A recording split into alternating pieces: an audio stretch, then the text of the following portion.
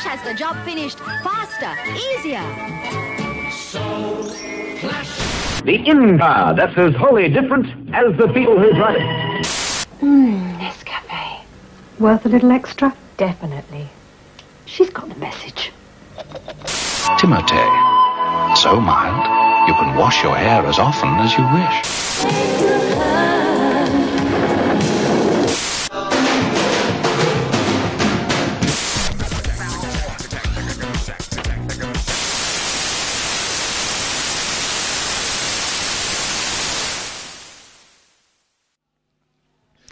Now, over the past couple of weeks, we've looked at this issue of consumerism. We've looked at the impact that it's had on the world and the impact that it's had on the church. And I really hope that this series has been of a benefit to you. You see, we presented this series to you because we believe that consumerism is a huge issue for Christians in the world today. We've looked at how consumerism shapes the way we think. We've asked questions about the priority we let things take in our lives. We've asked how culture has shaped us, how advertising manipulates us. We've asked the question, what consumes you? Is it possessions or is it God? We've looked at where we place our money, and we've asked, where does your treasure really lie? And we've even asked if you have a consumer mentality when it comes to church. You know, I've heard of some churches who refer to their Sunday time of worship and teaching as their shop window.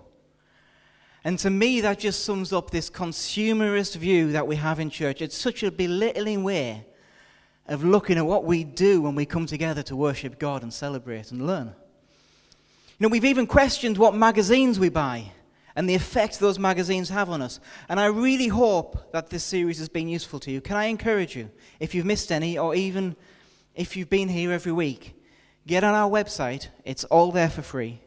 You can re-watch, you can re-listen to any message we've done. And really take on board this message, because I really believe it's important. Look at ways to apply it to your life. It may have felt a little bit different to some sermon series we've done. It's perhaps a bit more teachy than preachy. But I believe it's a subject that we as Christians really need to understand, especially living in this day and age. As I said right at the start, this series is a manifesto. It's an exploration. How can we live differently? And that's the question I really want to ask this morning. You see, there's no doubt to me that the consumerist lifestyle is not always compatible to a gospel-driven life.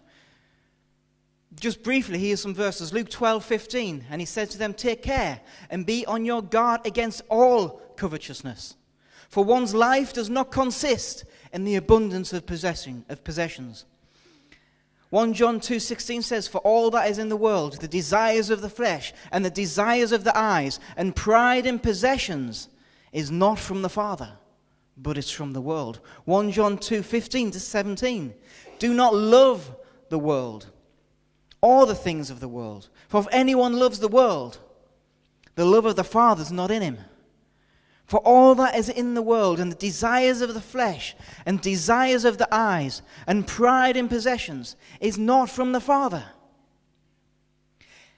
1 John 3:17, "If anyone has the world's goods and sees his brothers in need, yet closes his heart to him, how does God's love abide in him?" Why is God against a consumerist lifestyle? Well, I really believe the consumerist lifestyle is damaging to us. It's damaging to our health, it's damaging to our well-being, and it's damaging to our relationships. Is a good consumer a happy consumer? Well, probably not. According to a psychologist named Oliver James, he says that it actually has an effect on us that acts like a virus. And he calls that virus affluenza. And what are its symptoms? It's increased anxiety, mental illness, depression, substance abuse, and personality disorders. Add to that obesity, disposable relationships, aggressive individualism, and the breakdown of community. And that's the effect consumerism has on us. And it spreads from one person to another, catching like a virus. Let me tell you, when you catch it, It affects all of your body. It affects all of who you are. See, we live in a very successful society in the material world. But this success has brought with it a strange moral bankruptcy. The more society has succeeded material, the more society's heart has failed. You know, we're so dissatisfied, but we don't realize what we really have. We're full of discontent and forget how blessed we really are. See, consumerism tells us we always need more. That you don't have enough. That whatever you have this morning is not enough. And it creates dissatisfaction in those things you already have. But let me tell you this morning, you are rich. You might not think that this morning. But compared to most people in the world today, you are rich. None of us are rich compared to that ideal that we're sold, because that ideal is designed to create dissatisfaction. But we are rich. Just think for a moment. Go back in history. Think of the ancient kings of history. We think of these men as wealthy, powerful men. But what did they actually have? Think about it. They enjoyed nightly entertainment. They had luxury bathing. They had fine wine for the time. They had spices and food from around the world. They had time to travel and reflect on the wonders of nature. I wonder, is that any richer than most people today?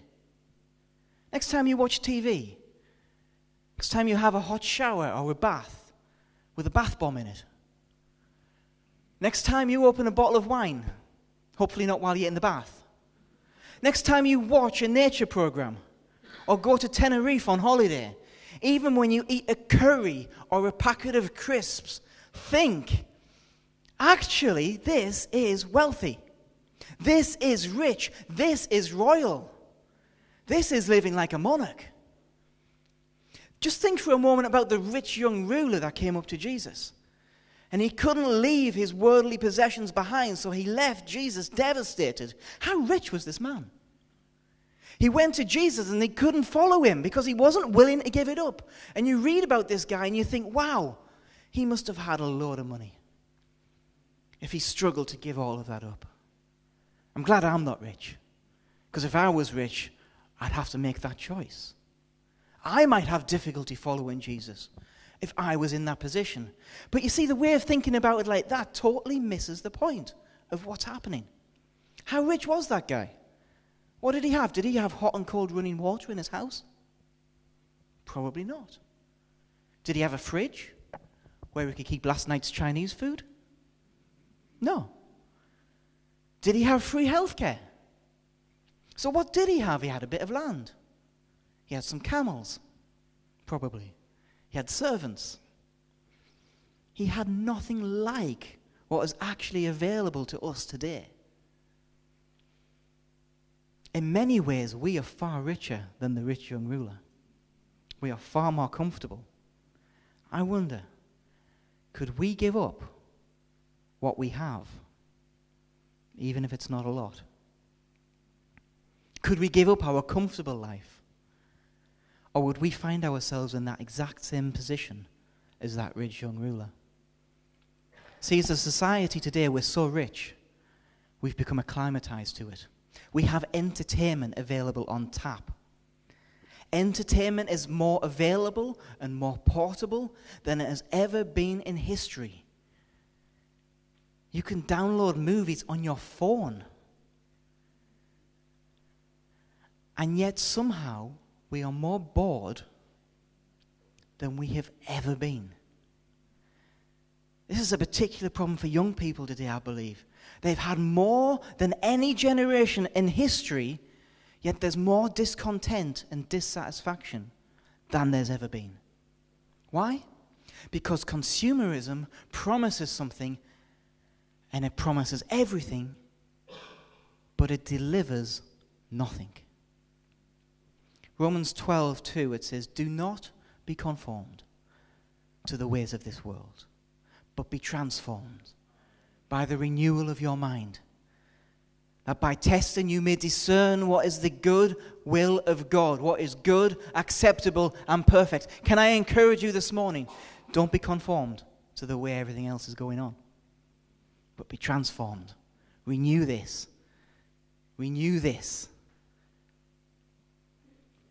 Would Jesus have ever been a consumer? I think the answer is really clear. No. No, he wouldn't. Even in the society Jesus lived in, he found another way and showed another way to live within that society. Jesus was not going to go with the patterns of this world. Jesus wants to take us into another culture, another way of doing life. Not the culture of this world, but the culture of his kingdom. And I want to take some time this morning. I'm probably going to get a little bit into a history lesson. I hope that's okay. But I want to ask the question, first of all, before we ask how do we get out of this? How can we live different? How did we get here? How did society become so consumer-driven? How did our nation, how did the Western world actually end up like this? Because you see, money's always been important. Greed has always been a problem. But today, greed drives the world in a way it never has done before. See, money literally keeps our world and our society ticking over. Now, when I was at college, I studied history because I found history fascinating. I find history fascinating because they used to tell us if you learn history and you learn the mistakes of the past, you don't repeat them in the future. I actually find that not to be true because we repeat all exact the same mistakes. But what I find is the way you learn how we got here, you can learn how to get out of it. Now, that being said, I am not an economist. That may come as a surprise to you. So, my observations are based on what I've observed and conclusions that I've come to. I'm not an economist, okay? Now, when the Industrial Revolution happened, the world changed forever. Previously, manufacturing was done through what we call cottage industry. So something was made by an individual and it was sold. If you were not selling that thing that you were making, then you'd stop making it and you'd make something else and you'd look at the other options to make money. So a worker would make money through selling the things that they had made. But with this invention of new methods of production, everything changed. And attitudes began to change. So we begin to see the introduction of these spinning machines and the spinning jenny. How many people remember the spinning jenny from school? Everybody else, we all did the Industrial Revolution. I never understood why. I get it now. It's important. The spinning jenny and other manufacturing processes came into being. And what it did is it led a move from cottage industry to factory work. And one effect this had was that the worker or the individual became suddenly very dehumanized. Instead of having control over their own production, they became part of a machine. And what it meant is it meant your right as an individual was lessened. It meant mistreatment for people. It meant poor working conditions. And many people at the time fought against this. There was a group of people known as the Luddites. Anyone heard of the Luddites? You know, that's still a term we use today when somebody doesn't like technology. They say, oh, I can't be having with any of this. I'm a Luddite. Actually, the Luddites weren't against technology. The Luddites were against the poor working conditions that came with the technology. They weren't against the actual thing, but the dehumanizing that it allowed. And lots of things began to happen around this time. You know, what we know today as our summer holidays, that originated at this time. What would happen is factory owners needed something to motivate their workers to work hard. They needed something that they'd have to save up for, so they'd want more money. So once a year, a factory worker would take their workers on holiday. You could work really hard all year so that at this time of the year, you could spend, you could splash out, and you could enjoy a well-deserved break. But for the factory owners, you see, this had another advantage. They would own the company that would transport you to your holiday, that you'd pay for. They would own the hotel that you stayed in. So the effect it has is you would work hard all year to spend a week or 2 weeks giving all of your money back to the person who employs you. It's the same with Christmas. You know, we often complain that Christmas has become too commercial without asking, why is Christmas so commercial? The reason Christmas is so commercial is simple. You work harder to save up for it. If there's pressure to spend money at Christmas, you keep the economy moving by working hard all year, then spending it all at the end of the year. You know, there's whole industries that have cropped up around times of year that we're encouraged to spend our money on. We even have greeting cards for Easter. That's crazy. Can I tell you something really personal about me? I can't abide greeting cards. The whole industry, I can't stand it. Nobody ever buy me a card, by the way. Can't stand it. I would gladly see that entire industry disappear because it's built on making people feel guilty for not buying somebody else a piece of paper. You see, workers are not individuals. Nobody works in greeting cards, do they? No, okay, good. Workers suddenly no longer became individuals. What they became in themselves was a commodity or a resource. We even have that term to describe us now, human resources. What a dehumanizing way to think of people. See, industrialization also changed the law of supply and demand. What it did is it brought in a production line process where goods are created constantly. In a factory, something is always getting made, all the time. So if you run a factory and the product you're making isn't selling, it's actually not financially viable to change the amount of output you're outputting. So if demand drops and supply doesn't, then you've got an issue. You have what we call a surplus. Now, one way of managing this surplus is to sell it cheap. Perhaps you even give it a different brand name, and you sell it at a cheaper price, exactly the same product, but because you've given it a different name, people don't know it's the same product. And another way is this. If people stop buying things when their need for that thing is fulfilled, then you need to create something other than need as a reason to buy stuff. And that's exactly how consumerism works. We're asked to buy what we don't need. Not only that, we're asked to constantly buy more of those things that we don't need. Now, what was very helpful at the time is as all this was going on and people were beginning to realize they needed to create desire as well as need, technology was changing in media. Printing suddenly allowed you to advertise your products in posters or whatever. You could put them in newspapers. Now, if anyone's been to Beamish, you can see some of these old prints up in Beamish. And today they seem so tame, don't they? But their aim is exactly the same as adverts today. The first thing is to tell you that a product exists. Second is to make that product attractive. And third is to say, whether you need it or not, you desire it. So newspapers began to need a way to fund everything they were doing. So they started to sell advertising space. At the same time, a little while after, radio begins. Now, radio costs money, so it needs funding. So they started to sell space where people would advertise to you.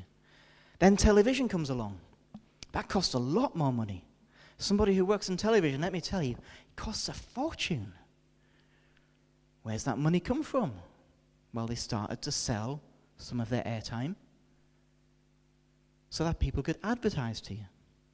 See, the media and manufacturing formed this symbiotic relationship, and advertising gradually became more and more a part of our everyday lives.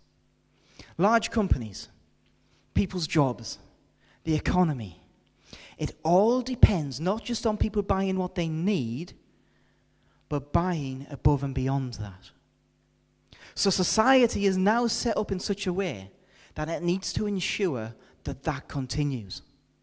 If we don't keep buying more and more stuff, if we don't keep spending more, if we don't keep building more, then everything just collapses. We can't suddenly say one day, okay, we've got enough houses, or the building industry will collapse. We can't suddenly stop building roads, or that industry collapses. We always have to spend more. Now, at the same time as this happens, as people, we began to get more and more isolated.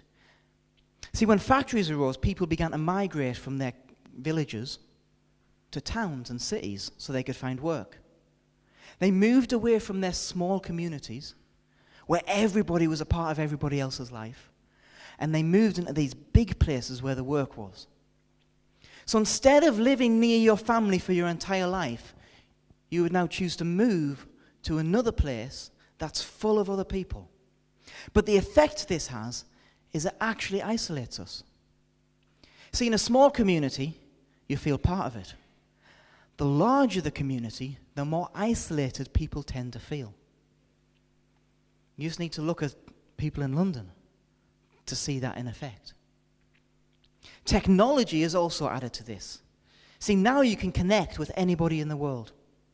We can call a family member over Skype in Australia or in the USA, and we can make friends with people from any nation on the world. But the more and more as this takes over, we begin to email our friends. We call them on the phone, and we don't go over their house.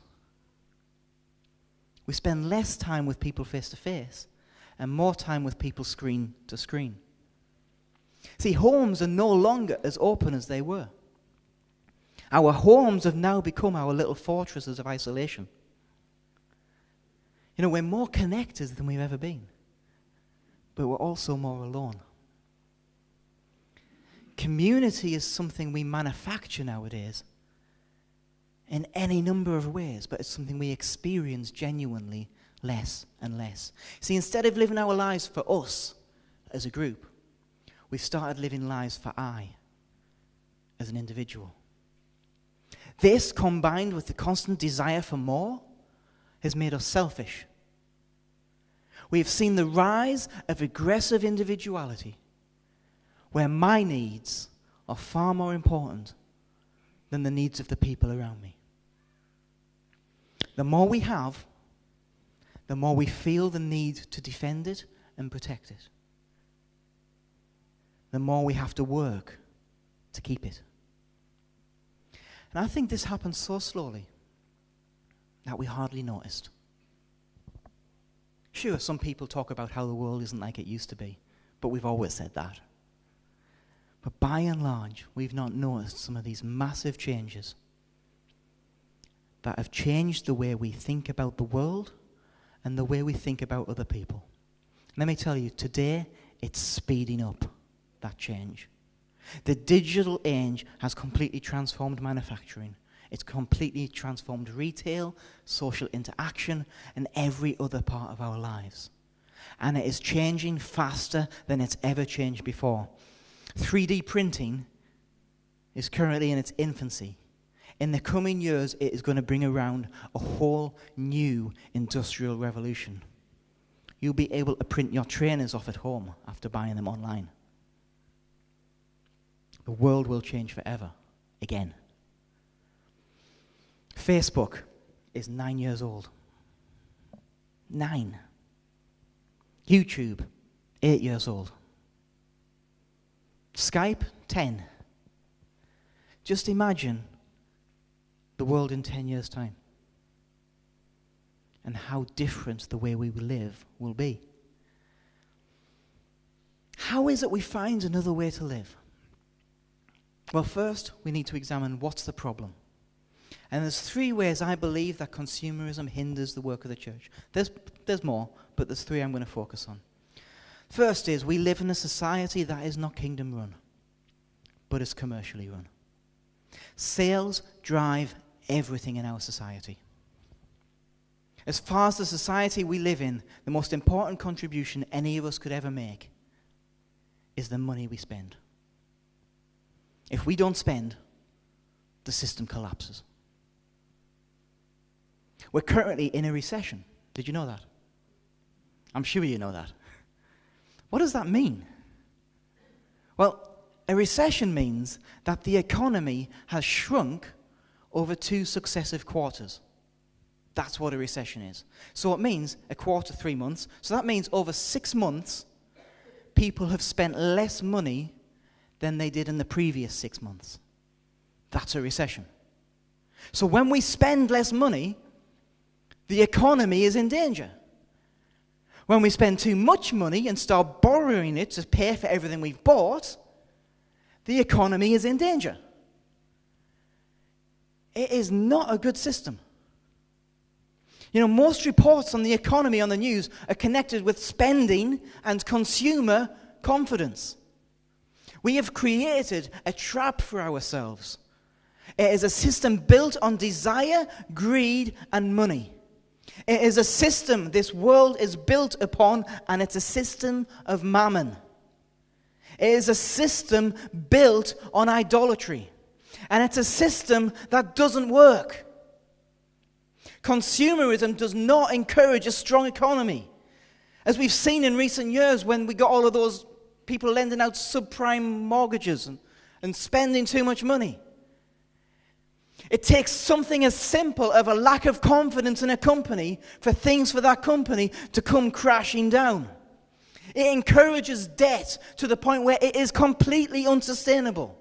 In order for a company to survive, you need to buy above and beyond your needs and even beyond what you can afford. So they have to get clever. They have to get creative. You know, most advertising today isn't selling you a product. We talked about this a few weeks ago. It's selling you a dream of a way of life. You know, McDonald's adverts at the moment are fascinating. They're the strangest things. They currently have this one with a stepdad. I don't know who's seen this. With a stepdad trying to connect with his boy. And everything he asks this boy's like, nah, you're all right. Nah, you're all right. And then he goes, do you want to go to McDonald's? Yeah, all right. At no point in this advert do they tell you McDonald's food tastes good.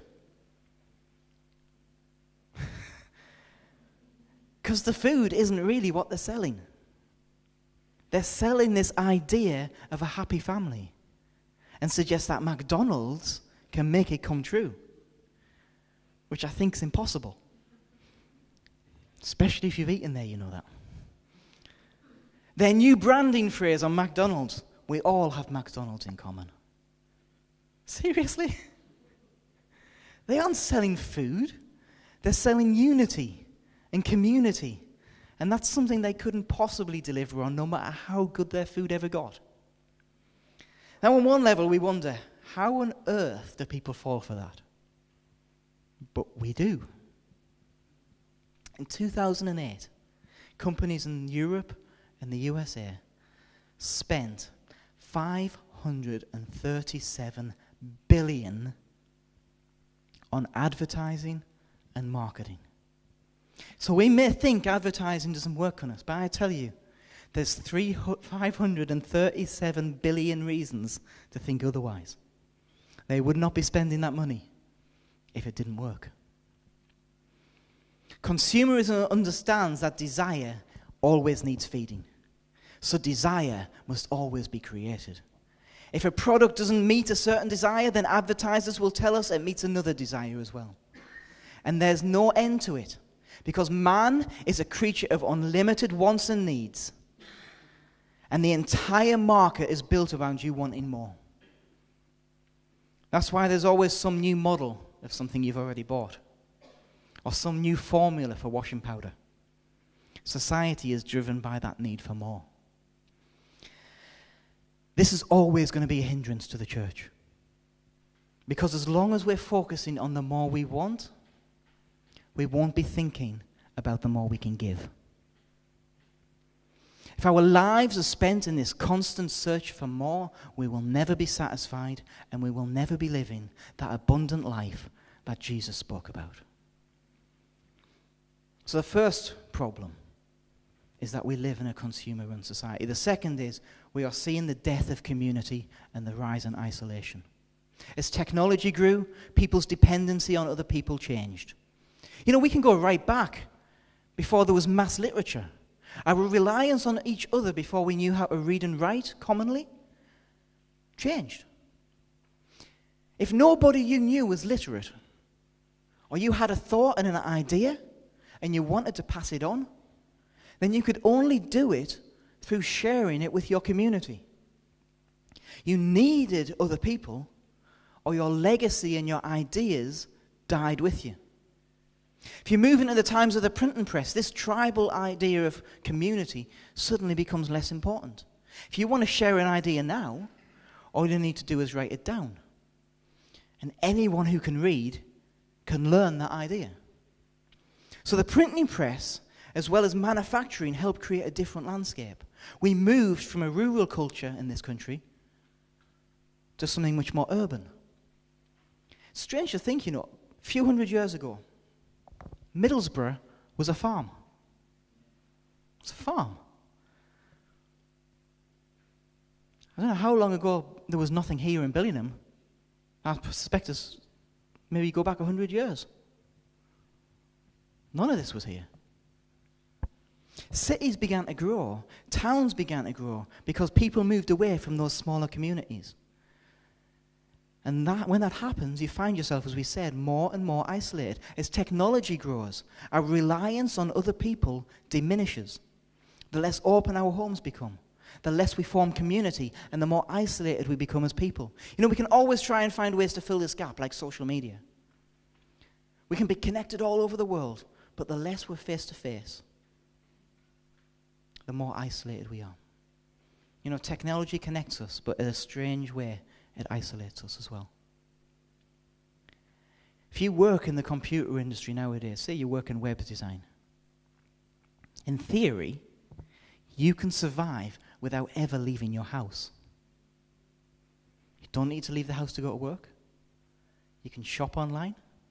You can do everything you need to do online. If you work in that industry, in theory, you never need to see another person face to face. We have never been more lonely as a society. And for many people, this can become a crushing problem.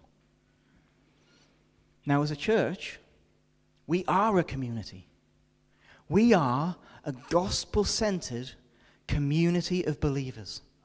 We are not isolated. But there is a trend pushing towards isolation in church. If we don't need to get together for teaching because we can get it online or in podcasts, if we can get the best worship in the world delivered directly into our ears, then the question arises for many people, why do I need to go to church? I can be a Christian and not go to church. Now, that may be true to an extent, but what a very selfish way to be a Christian. You kind of miss the point. You become ineffective to the kingdom, and you shut yourself off from your local family. People who live like that are very rarely challenged to change, because when you can pick and choose your teaching, you can pick and choose the things that you already agree with. If you don't like something that happens in your church with this mentality, it's very easy to leave your community and join another one, because there's no depth to our commitment. It's a way of thinking that comes from the society we're in, and let me tell you, it's a problem for church. The third thing is we are told to be selfish and not selfless. As a result of all of these things, we've become very selfish people. Now, that's not to say society hasn't seen all of these problems in some form over history, but today it is so widespread. The main idol people worship today is themselves. We have a me mentality and not a we mentality. We take our identity from the things we own. We build our own little empires of material goods. We look after ourselves. We put our agenda first. And then just so we don't feel too bad about it, we give dribs and drabs to comic relief, or some cause that's on the news a lot at the moment, while ignoring the needs that go on around the corner in our own town. 2,000 years ago, subjects of the Roman Empire dedicated their sacrificial offerings to this ancient Greek goddess who promised them victory. They believed that this financial cost to this goddess was worth it, and that the success of this goddess would somehow rub off on them. Her name was Nike. Some things don't change, do they? As a church, we know Jesus has called us to think of other people. We are told to love them as ourselves. But in society today, that is actively discouraged. We make enemies of anyone who threatens our status quo or might take our stuff or damage our stuff. We look after ourselves. We look after our families and think that's generosity. We look after the people who are important to us. We look after our own. Jesus said, isn't that exactly what the heathens do? Matthew 5:46 and 47. For if you love those who love you, what reward do you have? Even the tax collectors do the same. And if you only greet your brothers, what more are you doing than others? Do not even the Gentiles do the same? If we're only looking out for our own, we're no better. You know, it really takes something to care about those people who are not important to you, or those people that you consider to be your enemies.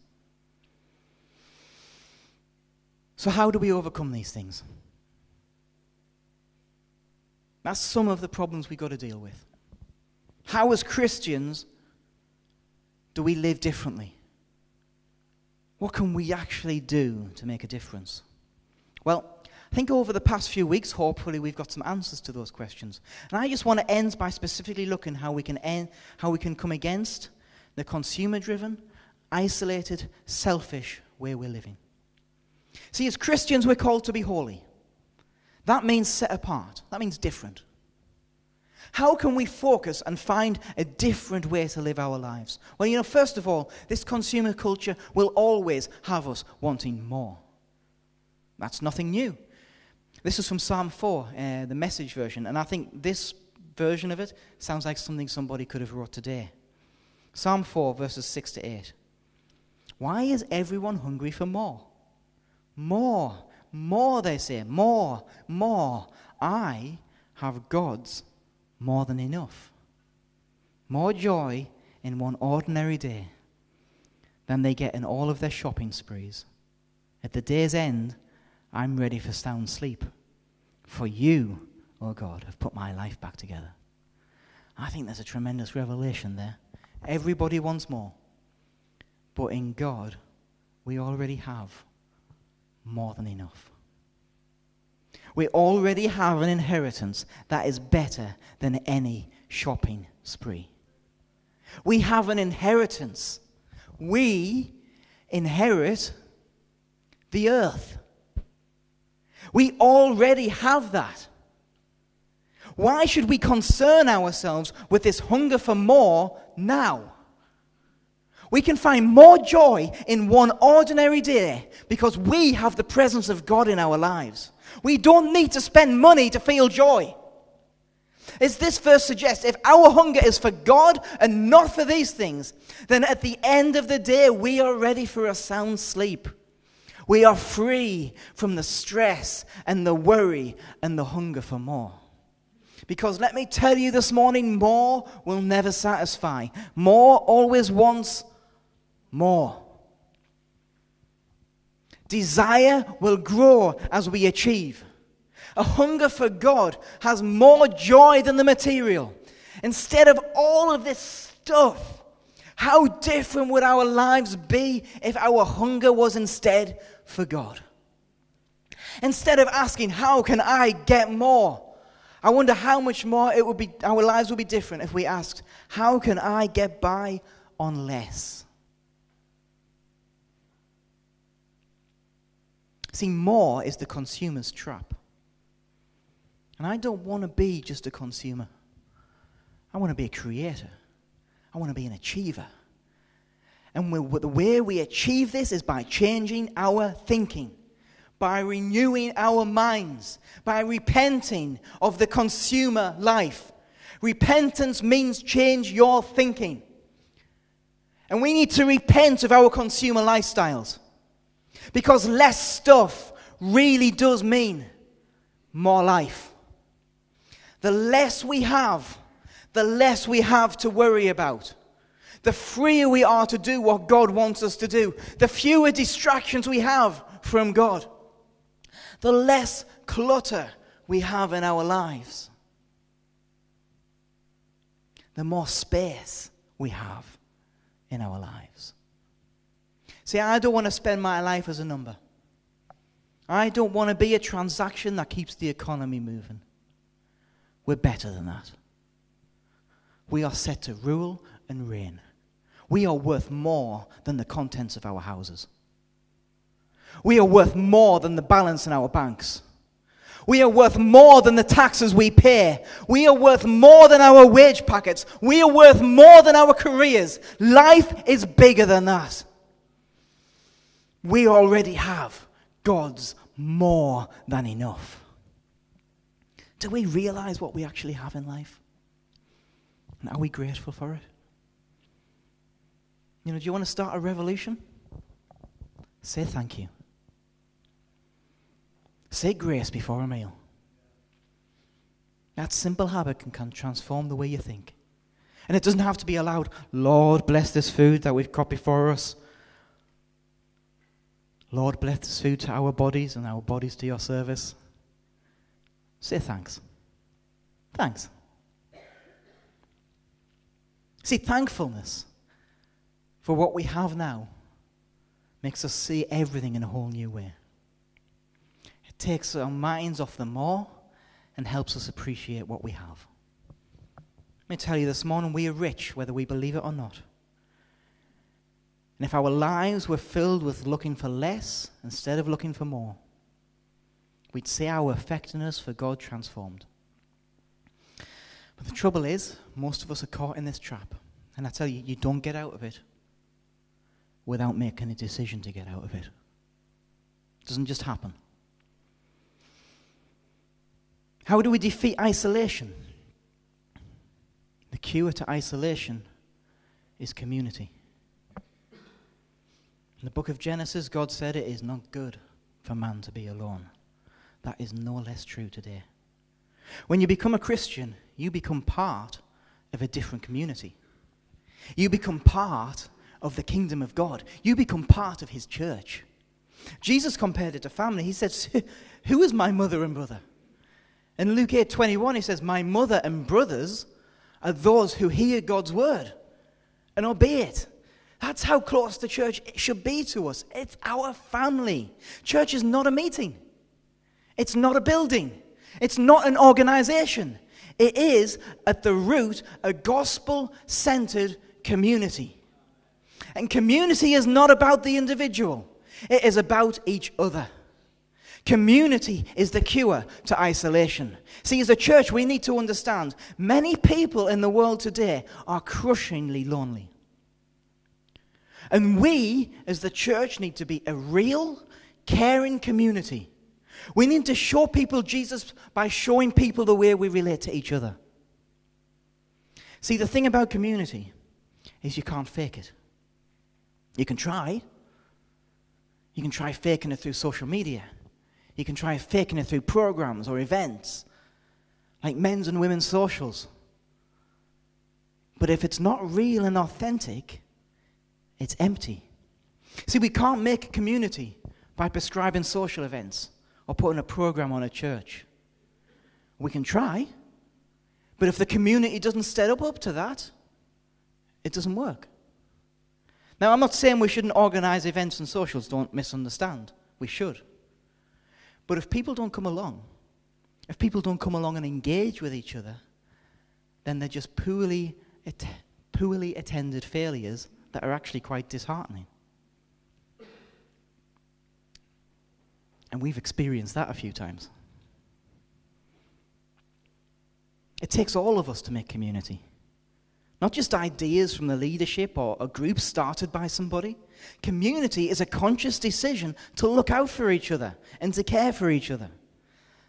See, asking someone how their sick relative's doing isn't community. Visiting that sick relative is community. And it's not just up to pastor. It's up to all of us. See, that's how community works. Yes, it should be modeled in leadership, and it is with pastor, I believe. But there's a danger there. I don't need to do it because pastor's doing it. Somebody else has got it sorted. The reality is it's up to all of us. Now, at the same time, we cannot really bemoan nobody calling us when we're sick if we've never called anybody else when they're sick. We need to open up our homes. We need to stop making them fortresses of isolation. We need to be honest. Currently, as a church, we are not good at community. We need to get better. Is there someone in this church, they may be here this morning or maybe not here this morning? Is there someone in this church that you can't speak to or don't speak to? Let me tell you this morning, I'm not going to go light on this. This is a serious problem. That should not be happening in God's church. If that's you this morning, you've got to deal with it. Listen, 1 John 2 verses 9 to 11. Whoever says he's in the light and hates his brother is still in the darkness. Whoever loves his brother abides in the light, and in him there is no cause for stumbling. But whoever hates his brother is in darkness and walks in darkness and doesn't know where he's going, because the darkness has blinded his eyes. You need to deal with it. I'd say you need to deal with it before we take communion this morning. Now, you might not be able to confront that person this morning, here and now, because that would be really obvious. But you can deal with it. You can make a commitment that you're going to deal with it. And if you're not prepared to deal with it, I'd suggest you don't even take communion this morning. Because that's how serious an issue it is. The Bible is clear. Communion is about togetherness. Matthew 18, verses 15 to 17. If your brother sins against you, go and tell him his fault, between you and him alone. If he listens to you, you've gained your brother. If he doesn't listen, take 1 or 2 others along with you, that every charge might be established by evidence of 2 or 3 witnesses. If he refuses to listen again, you tell it to the church. And if he refuses to listen even to the church, let him be to you as a Gentile and a tax collector. How often do we ever follow that advice from Jesus? In fact, command. That's how serious an issue this sort of thing is. Because it rots community. It needs rooting out of the church wherever it is. That kind of behavior amongst us as believers has no place in church. That's why once it's been brought to the church leadership and someone still refuses to listen, says, let them be like an unbeliever to you. That's how serious the issue is. If we are divided, we can't be united. And there are very few instances you can find in the Bible that tells you to remove somebody from a local body. But disharmony is one of them. We cannot have that sort of infighting in our church. If I'm being too harsh, all I'm doing is saying what Jesus said. The early church was a community. They looked after their widows. They met from house to house. How do we know this? Because we're told about it in the book of Acts. Have you ever thought that the reason that's written in the book of Acts is because it wasn't just assumed that's what people did? It wasn't what the rest of society did naturally. They were doing something different to the world when they looked after the widows and met from house to house. Because if everybody was doing it, there would be no need to tell us. It was a community that existed within a society that was different to it. And that's exactly what we need to be. We don't go with the flow of the world. We find another way to live within this world. You know, when people come to church for the first time, they need to come into an open, inviting community. They need to be stepping into the kingdom of God here. And it's our role to show the world what the kingdom of God looks like, to show the world that there is a better way to live. Nobody should be isolated when they're part of a gospel-centered community. The more isolated people become in the world around us, the more important it is we get this right. Because people see hope in that. People will be drawn to that. Because people really need it. Lastly, how do we defeat the selfishness that consumerism promotes? Well, it may be obvious, but the best way to be selfless is to think of yourself less. If consumerism is about gaining and getting, then the antidote is simple. We give and we lose. The more we give away, the less important the things we have seem to be. Now, I'm not saying we should have this poverty mentality, say that it's wrong to want stuff. But the cure for selfishness is generosity. Not just with your money or your possessions, but with your time, with your life, with your love. Instead of our lives focusing on I, we focus on us. We focus on others. And it shifts your perspective. Now, I tell you, this doesn't come naturally for anyone. But I believe the more we step into it, the more we'll see it. See, love is about giving. Greater love has no man than this, that should give his life for his friends. How can we say we'll be willing to give our life if we don't give anybody anything else? If we don't even give a cup of cold water? When we take our eyes off ourselves and we put them on Jesus, we go out of focus. The things that seem so vital begin to come into their proper perspective. Can I encourage you this morning? Give. Give. Not just to get, just give. Give so you can focus. Give to the work of God, yes. Give to the poor, yes. Give your time, give your energy, give your love, give of yourself. And just see how much less selfish you become. Jesus said, take up your cross and deny yourself. Deny yourself. You understand what that means? If there's something you want, deny yourself it.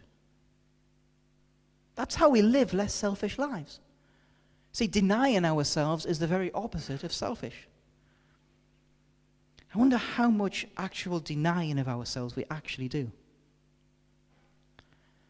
Because it's not something the world wants from you. But it does make us much more effective disciples. Consumerism has not made us happy. It's warped us to think we know what happiness is. But it doesn't offer us anything substantial. The world has changed, and as a result, it's changed us. And most of the time, we don't even notice. Just as God's people, we need a different perspective on this world around us. Just because people don't build altars in high places anymore doesn't mean we're not surrounded by false gods and idols. We need to see the world differently. Instead of the consumer lens, we need to see it through the lens of the Spirit.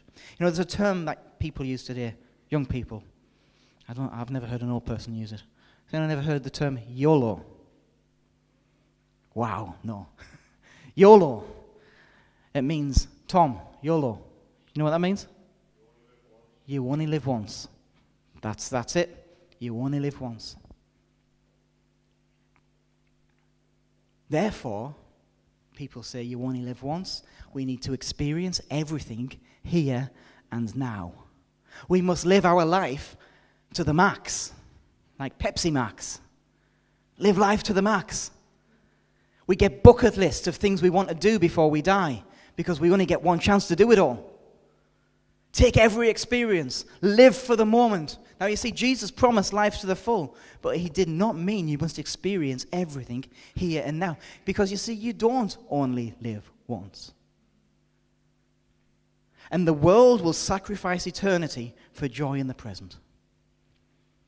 We allow ourselves to be distracted by soaps, shopping, football, unhealthy music, games, experiences, and our lives tick on by.